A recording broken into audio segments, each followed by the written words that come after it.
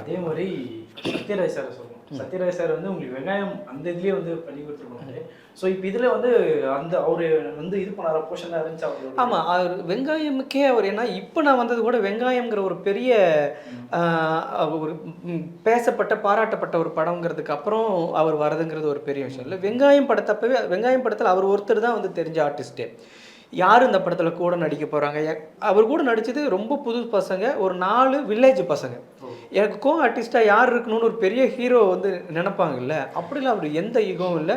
அந்த பாடலை சொன்னேன், இந்த பாட்டு ஒரு விழிப்புணர்வை ஏற்படுத்தக்கூடிய ஒரு முக்கியமான பாடல். வழக்கமாக நீங்கள் சினிமாவில் நம்ம பார்க்குற பாடல் மாதிரி இல்லைங்க, இது ஒரு முக்கியமான பாடல், மக்களுக்கான பாடல் அப்படின்னு சொல்லும்போது அந்த ஒரு விஷயத்துக்காகவே வந்து அவர் பண்ணி கொடுத்தார். இந்த ஒரு கமர்ஷியல் நோக்கம் இல்லாமல் அது வந்து ஒரு வியாபாரமாக அதை பார்க்காம பரவாயில்ல நம்ம போய் பண்ணணும் அப்படின்ட்டு அதை பண்ணார். அப்போவே அவர் வந்து அந்த மாதிரியான மனநிலை